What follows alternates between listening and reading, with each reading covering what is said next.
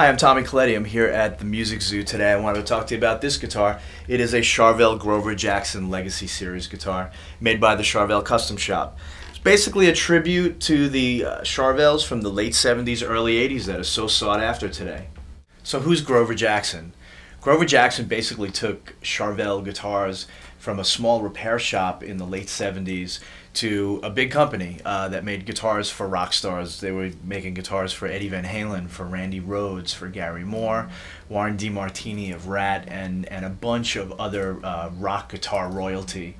And then he, in late 80s, early 90s, he went on to pursue other things and sold Jackson guitars and Charvel guitars and basically came back to do the legacies.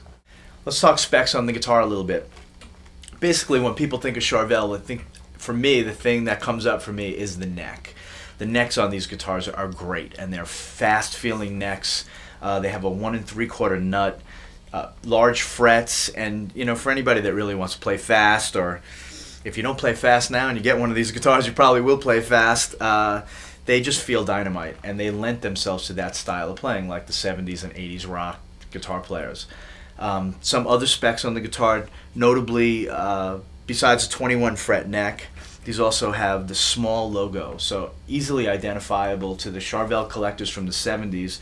They look for that small logo. The original, probably the original first 100 guitars or so had that logo, so they brought that logo back just for these guitars. The Godot pegs, the crown head tuners, these tuners were actually recast just for this series of guitars, which is also, if you see these on eBay, they're $500–600 bucks.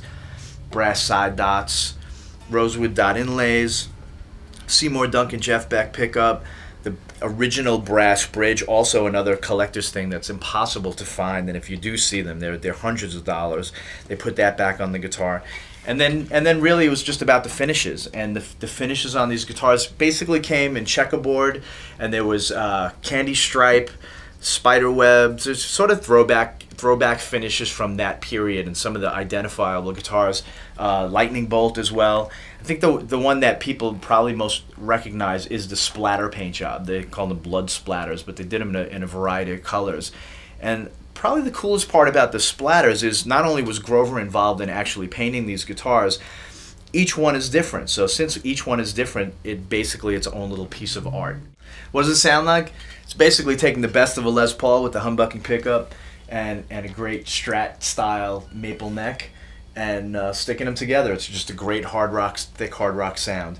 And I'm going through a Cornford tube amp.